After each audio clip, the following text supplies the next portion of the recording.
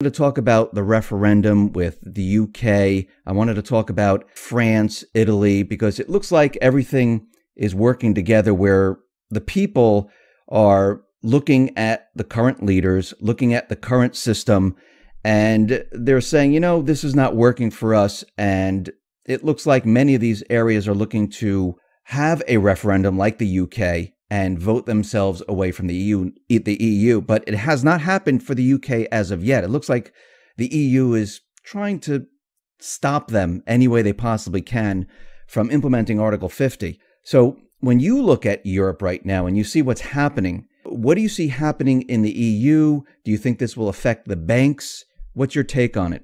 Well, this is a topical question for me. I got back here to San Diego at 8 o'clock last night, having spent 7 days on the road in Europe, which of course doesn't make me a European expert, but talking to our clients through Europe, the fear in the European community, at least in financial circles, is evident with the way that they are choosing to spend their money. And the truth is what you say, the national elections have become at least partly a method for expressing popular discontent with the politics as they exist in Europe. There isn't a simple answer, which is, of course, what you're looking for. But one of the things that one learns wandering around through Europe is that there is a profound level of discontent with the European government and, in fact, the range of European governments as they exist. My own politics, as you probably know, are somewhere between libertarian and anarcho-capitalist. So that to the extent that an elected government fails, I always find some reason to rejoice. But my happiness isn't reflected by the broader politic. What I can say is that there's a uniform unhappiness with the fourth level of government in Brussels, which doesn't come as any particular surprise to me. If you can't make things work with three levels of government, why would superimposing a fourth work? But as to the pan-European referendum, I think what you're seeing is that the upcoming national elections in Italy and the upcoming elections in France will function in some way, shape, or form as a reflection on Europe. Now, the disagreements that you see are not uniform. I believe it was Mises or perhaps Mencken that characterized elections as advanced auctions of stolen property. And certainly what you're seeing in Europe is the political process writ large, where various various electoral groups are encouraging their elected representatives to shield them from the theft of the Commonwealth, at the same time as they're encouraging them to actively steal on behalf of local constituencies. And it makes absolute sense that you'd have a whole bunch of disaffected minorities. From my own point of view, the manifestation of this is the weakness in the euro and the concomitant strength in the dollar. Sprott's European customers, have told us that they expect between a trillion, it's easy to get three zeros confused, $1 trillion and $1.5 trillion euros may migrate to North America over the next 12 to 18 months. Not so much because of the strength of the U.S. economy, but because the U.S. economy is less challenged than the European economies.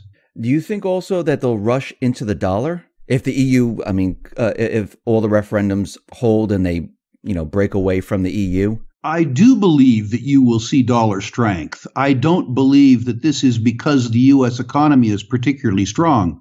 My own suspicion is that the U.S. economy more resembles your outlook for it than theirs.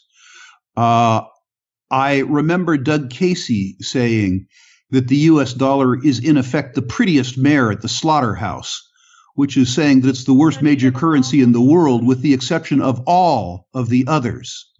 The political affliction that you're seeing in the United States is similar to the political affliction that you see in Europe. It's just that we were 10 years late or maybe 15 years late in embracing the policies that have driven Europe to where they are now. So the U.S. looks relatively rather than absolutely strong. What do you think will happen to the precious metals market, gold, silver, if the European Union starts to disintegrate? That's the $15 trillion question, isn't it?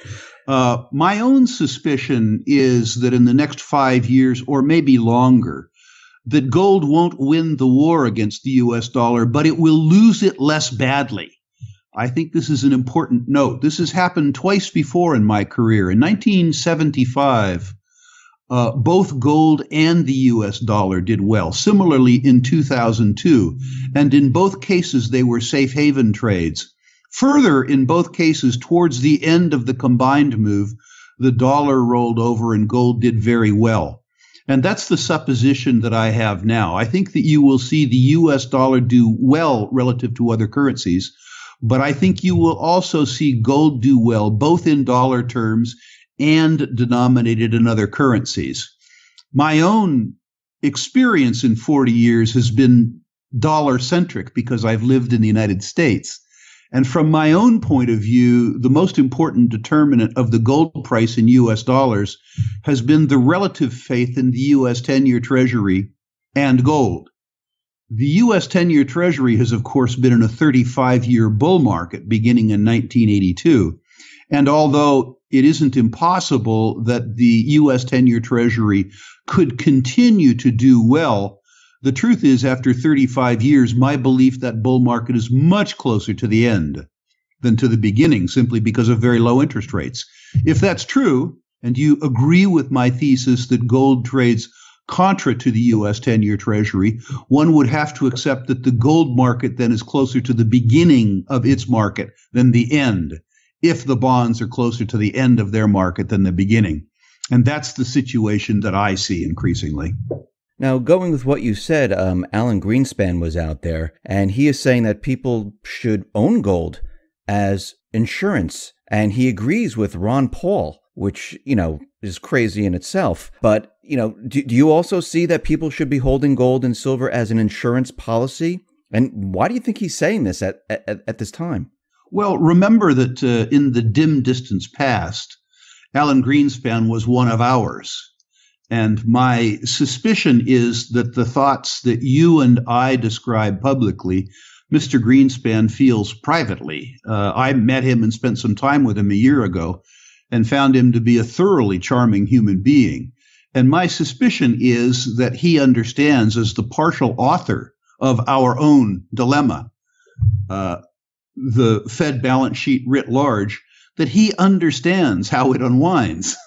There is nobody like somebody who has caused a problem to understand the nature of the problem. And I would suspect maybe that I'm being too harsh. From Mr. Greenspan's point of view, during his period in time in Washington, our fiscal outlook was so completely out of control that had he not expanded the Fed's balance sheet, he believes that private borrowers would have been frozen out of the credit markets in totality. But irrespective of his culpability for where we are, I think his description of the dilemma that we face is completely honest. Greenspan is good at arithmetic, as is Dr. Paul. And I suspect your readers are too. So let me trouble you with some arithmetic. At the federal level, we have about $20 trillion in on-balance sheet liabilities before state and local debt. On the off-balance sheet liabilities, the Congressional Budget Office, not Rick Rule or Alan Greenspan, suggests that the cumulative net present value of our off-balance sheet liabilities is $120 trillion. It's interesting when I'm on the road and I use these statistics that nobody blanches, for the simple reason that trillions are almost too big to quantify. But suffice it to say, we owe each other $140 trillion. Mr. Greenspan understands that there's two ways out of this dilemma. One is an honest default, where we say to the Social Security recipients, the Medicaid recipients, the Medicare recipients, yes, we promised you, but no, we're not going to deliver. The other is a dishonest default, where we inflate away the net present value of our obligations. And my suspicion is that the dishonest way is the American way with regards to default. So my suspicion is that the net present value of the obligations will over time be inflated away to the benefit of gold. It reminds me of when I came into financial services in the 1970s. We had the choice between guns or butter, and the electorate said yes to that choice, both guns and butter. And the consequence was that we devalued the US dollar enough through the decade of the 1970s that the 30-year interest rate went from 4.5 to almost 13. My suspicion with regards to this is past as prologue. So what you're saying, and make sure if I get this correct, we're going to see inflation here in the U.S. When you say inflation, you're talking about 3%, 4%, or much higher? That's a really good question, too, because we measure inflation in a way that the number is given to us by Washington, which I personally believe is a fraudulent number. And I personally believe it's a deliberately fraudulent number. Listen, the people who compile the CPI don't shop where you shop, or I shop, or where your listeners shop. They shop at a place where they don't add food or fuel if it's inconvenient, although we drive and we eat. Interestingly, too, they don't include tax in their calculation of the CPI. Were I not to have to pay tax, I wouldn't bitch so much about the index, but the truth is that I do. My suspicion is that the devaluation of the dollar, which is the flip side of inflation, is clipping along now at 4 or 5% per annum. But the way that they measure it, it shows up at 1.6 or a 1.8. I would ask your listeners to consider, with regards to the purchasing power of their paychecks, whether or not they are effectively maintaining their purchasing power year on year. And my suspicion is that well over 90% of your listeners would suggest that the deterioration of their purchasing power, which is all that matters to them, is increasing at 4 or 5% per year. If I can prolong this a little bit, I'd like to give you an illustration. This morning on my way to work, I drove past an establishment familiar to many of your listeners called Motel 6. When I was a young man, I had occasion to stay at Motel 6. It was named Motel 6 because the price of a room there was $6 per night. This morning when I drove by, the sign said Motel 6, $59.95. In other words, $60.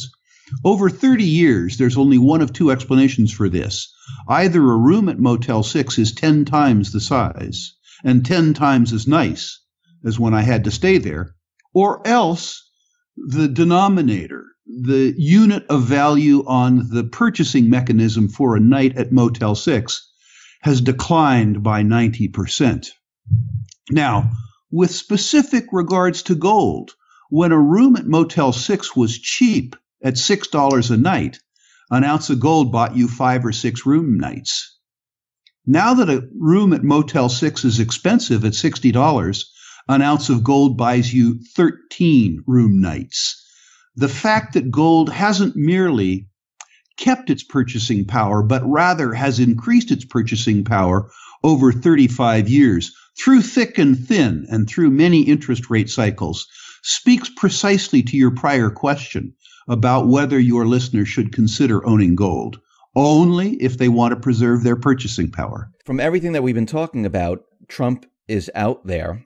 And he is saying that he's going to spend money, well, we should really say borrow money, to create jobs, bring back manufacturing, make the economy a lot better. Now, during a press conference, he blurted out that the economy is a mess. And, when we hear him saying, he's going to bring back all these jobs, he's going to spend all this money, we're going to have a border tax, we're going to do all these things. Is this actually going to help the economy at all? I'm at a loss. Mr. Trump says so many things that occasionally he says something that's true. I think not by design, perhaps. It's difficult for me to understand how you solve a problem of too much debt by adding on more debt. My instinct is, if you are buried deeply in debt, that the answer is to stop digging. Mr. Trump looks like he will be faced, and I say Mr. Trump, our president, looks like he'll be faced with a deficit this year of $1 trillion, which he proposes to double. Some small portion of that is mine. And frankly, I resent it. Do I think he'll be demonstrably worse president than our last president? I'm not sure about that. But I don't think he'll be demonstrably better. I need to say, and this is going to make me sound like a horrible cynic, which I hope I'm not. My hope for Trump is that he is so deeply despised by the Democrats and the establishment Republicans and the deep state and the conventional media that for 4 years he strives mightily and accomplishes absolutely nothing. The concept that we would have a president in office who wasn't able to do substantial harm for 4 years seems to me to be a blessing in disguise. When most people want the president to do something, in my own experience, almost everything that they have ever gotten done has been harmful. So the best possible outcome from my viewpoint would be 4 years of stasis. That is that he published a bunch of tweets. He got a bunch of people angry. He got the Toronto Globe and Mail and the New York Times into states of apoplexy. He consumed Congress's time hating him to the extent that they had no time left over to deprive me of my earned wealth. That would be the best possible outcome. Now, it could be, when we look at his demonstrated skill sets, that his background in bankruptcy could be useful. One thing that he has accomplished, as I understand it, is presided over 4 bankruptcies. And I make joking reference to the state of the nation's finances, because certainly if our Commonwealth was incorporated as a corporation and we didn't have the ability to steal our citizens' wealth through taxation, we would certainly be bankrupt. And that skill of his might be useful. You know, it's very interesting. Janet Yellen, she was also giving a news conference to Capitol Hill. She was speaking to Capitol Hill, and she made a reference that the economy is weakening now. She's disappointed in the economy. And she also said, you know, if the economy starts to weaken further, don't blame the Fed, which I find very interesting. Why all of a sudden is she saying that she's disappointed in the economy? Because all throughout this period of time, her and Obama, they were telling us how well the economy was doing. And now all of a sudden, she's saying that the economy is disappointing, it's weakening, and don't blame the Fed. Why all of a sudden the 180-degree turn here? Well, first of all, I'm ill-equipped to answer your question. I'm neither a politician nor an economist. If I had to venture a guess, I would say that it's partially psychological and partially due to her background. In the first instance, it's worthy to note that Mrs. Yellen has never had a job.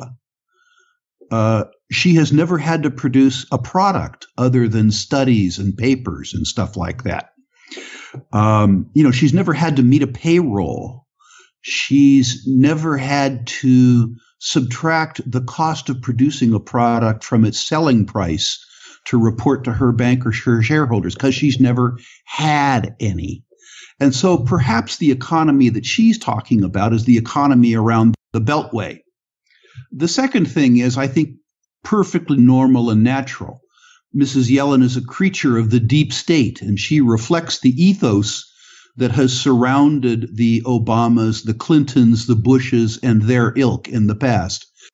And the recent election that we had in the United States, however misguided we might see Trump as being, amounted to a popular repudiation of the deep state and Mrs. Yellen. And it makes perfect sense that that deep, humiliating repudiation would make her depressed and look at any data that she saw as a negative data point. My own particular belief is that the economy isn't probably markedly stronger or weaker than it was when Ms. Yellen felt more secure in her outlook with regards to the political constituency. But my suspicion is that she's suffering from a typical old case of depression from having been thoroughly repudiated by half of the electorate. She also came out saying that they were going to raise the interest rates at least 3 times this year. And so far, they've missed the first mark. Do you think this is actually going to happen where they can raise the rates? I don't know the answer to that, but I hope they do. I think the interest rate is artificially low. And I think a policy of punishing savers to incent spenders from a social policy point of view is thoroughly misguided. The fact that people who worked through their adult life and saved and hoped that the accumulated surplus, which is what people's earnings are, would sustain them in their old age comfortably, was discredited. The artificially low interest rate simply subsidizes spenders at the expense of savers, which is not the way to make America great. So to the extent that she was able to raise interest rates, I think that would be a wonderful thing. But I don't know if the political constituencies as they exist today would permit it. If they do raise interest rates, I mean, yes, it would help the savers and those people saving for retirement who are in retirement. But what happens to the housing industry when rates move up? We saw when the rates moved up just a little bit, mortgage applications decline rapidly, sales decline rapidly. And if rates move up and they raise the rates, this could start a chain reaction where the housing market might be affected, and that leads into, lumber, leads into many other aspects. What do you say to that? Reckonings are otherwise known as bear markets. Reckonings are cleansing events. And the longer that you forestall a reckoning, the longer that you forestall a repricing based to the carrying capacity of the economy, the uglier the resolution actually becomes. The truth is that bear markets don't cause wealth to go away. They redistribute it. The cynic would say that they redistribute it to those who deserve it. You know that if the markets fell by 20% overnight, the price of, the value of Procter and Gamble and Johnson & Johnson and companies like that, the value of those companies don't decline by 20%. The price declines by 20%. Similarly, if the housing price declines overnight by 25%, the utility of the house to the consumer doesn't change, but the ownership of the house may change from the unwise to the wise. And while it's messy, it's not necessarily a bad thing.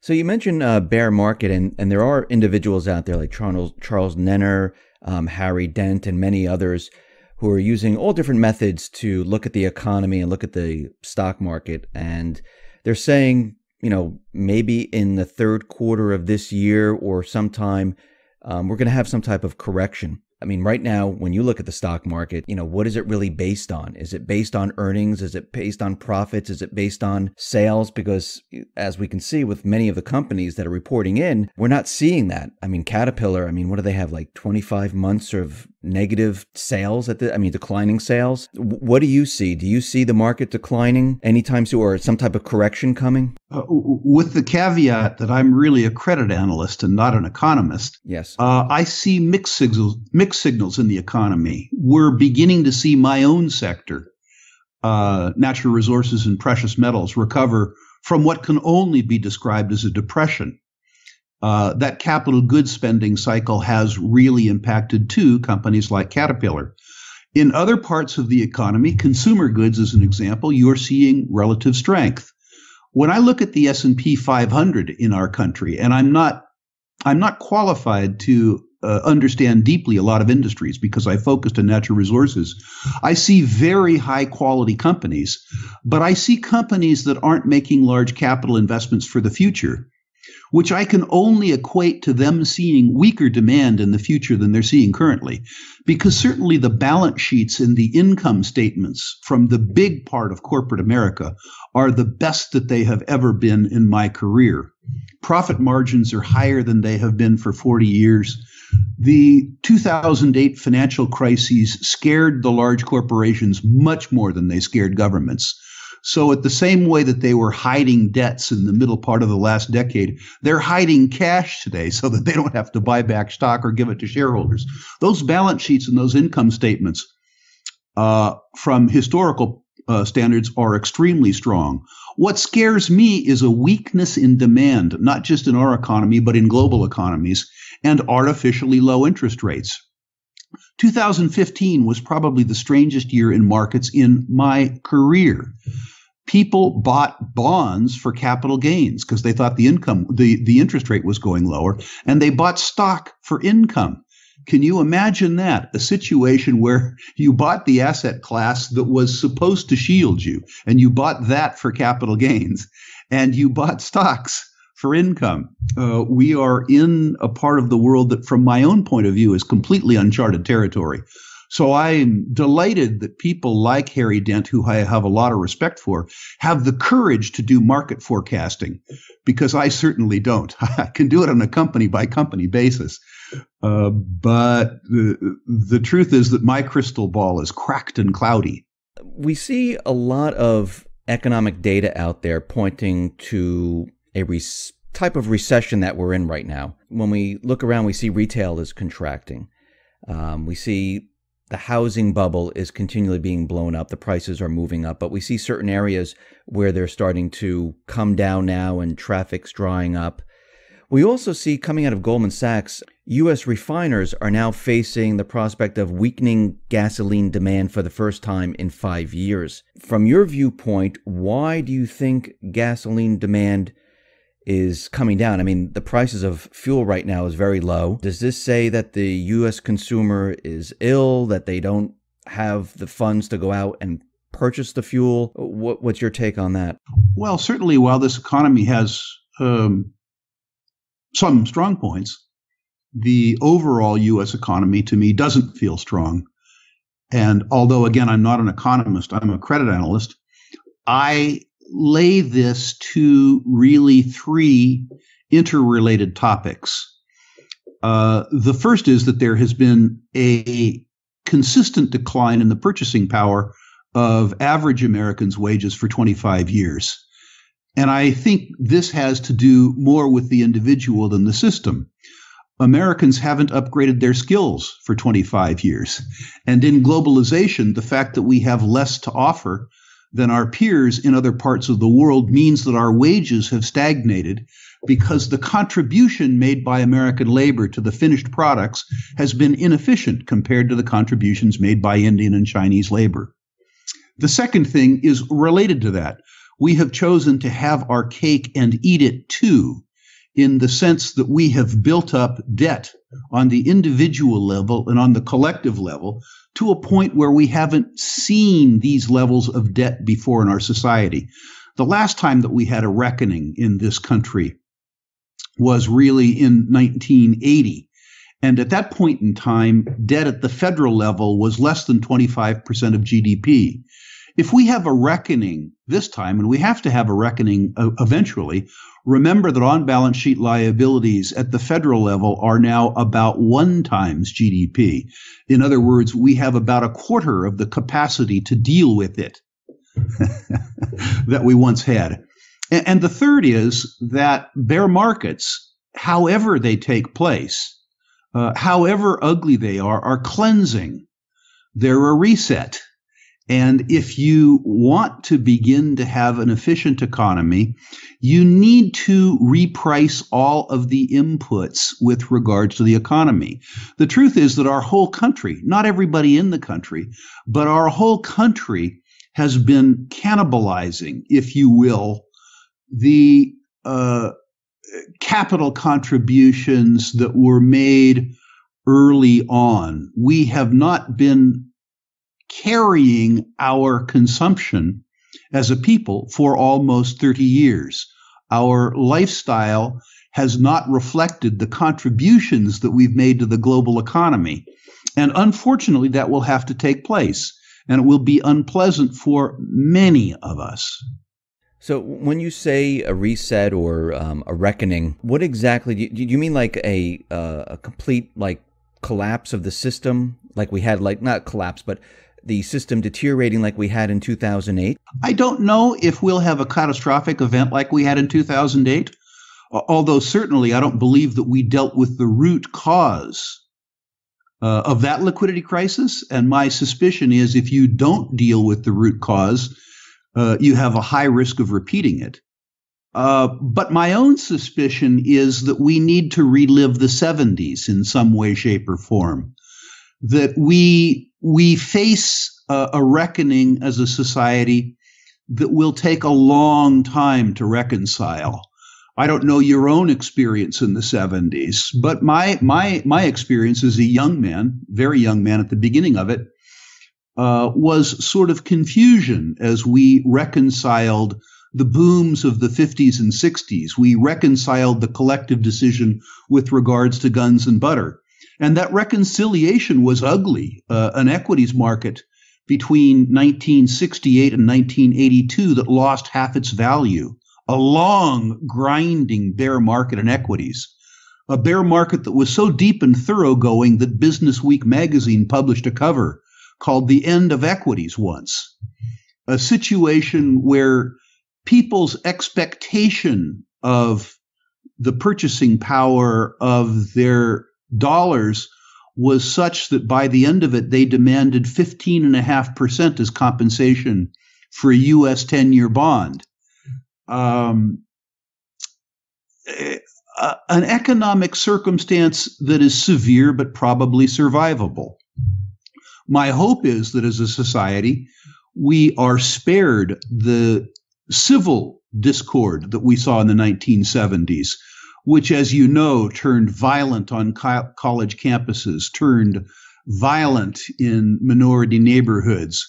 We didn't have in this country the class-based warfare that we had in other countries, but it wouldn't surprise me to have more overt hostility between the haves and the have-nots, with the class of have-nots having expanded substantially over the last 35 years. Now, you talk about civil unrest and, rioting and things like that. And we see today there's a huge amount of movement with certain groups trying to remove Trump as president. Corporate media is out there. They're talking about the 25th Amendment, Article 4. He's losing it, so we can remove him. They're making all different type of cases on how we can get rid of Trump. And they're continually having protests. And a lot of them become very violent out in certain areas. What is your take on what is going on in the country in regards to Trump and all what we're seeing right now? I think those groups should all send Trump a check. He has done a better job mobilizing them than they have been able to do themselves for years and years and years. The truth on the face of it, from somebody who actually has an orientation towards freedom, that is, for a libertarian, the truth is that Trump resembles Obama fairly substantially. The forces of the so-called progressive forces couldn't demonstrate aggressively during the Obama regime because he was their figurehead. The person that we have in place is prescribing what is, from my point of view, exactly the same policies. He's doing it with very different language, but he makes a wonderful icon for their hate. From my point of view, Trump is the best mobilizer that the progressives have ever had. And they ought to be, congratulating him as opposed to reviling him because of the very fact that he is an icon for their discontent. The practical import of his policies relative to Obama's policies, from my point of view, as being part of what I would call a freedom constituency, is that there's absolutely no difference in the policies. There's an enormous difference in the rhetoric. For my last question, Rick, do you see any black swans or anything out there that might shake up the economy, the market? I do. I think that by the way, I'm a bull. I'm an optimist. I should answer that question in a way that none of the people that you interview probably ever do. I'm incredibly optimistic in the sense that the longest unbroken bull market in history is the ascent of man. It's just occasionally we collapse into collective stupidity when individually we're pretty good people. the United States is still a country where 4 or 5 pimply-faced kids can commandeer a garage and Google comes out of it or Facebook comes out of it, or just these incredibly wonderful advances for mankind. When we act individually, there's been no people on earth that have been as productive as we are. Unfortunately, we allow ourselves to vote. And as a collective, we're as stupid as we are great individually. So, having given you that prologue, the situation that really makes me nervous is our belief in collective answers to individual problems. The fact that we believe that we have a right to have somebody else solve our problems. Particularly our fiscal problems. When I was a young man, I once heard a ditty, which I think they should make Congress recite every day. It goes like this: when your outgo exceeds your income, your upkeep becomes your downfall. Now, that's very simple. And if Congress were required to repeat that every day, the ascent of man would be reflected in the United States the way it was for 100 years, and we wouldn't be having discussions like this. Sadly, that isn't the case.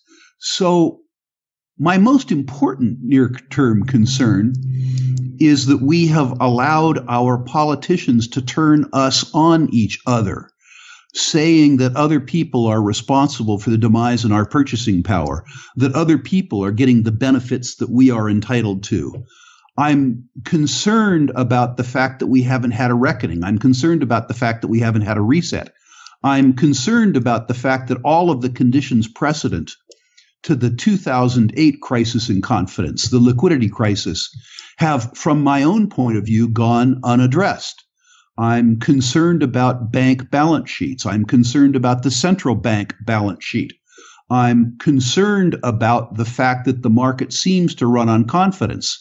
And if the confidence is withdrawn, the same set of liquidity crises that we experienced in 2008, we could experience again, except for that our ability to deal with them, our ability to get people to accept the product of the printing press, our ability to extend and expand the Fed's balance sheet, which has expanded fourfold relative to GDP, would be limited.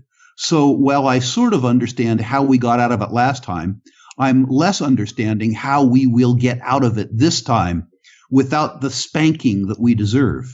Rick, thank you very much for being on the X22 Report Spotlight. Once again, how can people see your work? I would be delighted if people came to our website, which is www.sprottglobal.com. People having questions, particularly about natural resource investments, are invited to contact us at contact.www.sprottglobal.com or call us, me in particular, at 800-477-7853. Rick, once again, thank you very much for being on the Spotlight. I appreciate it. Thank you. A pleasure. My thanks for you having me on. Thank you.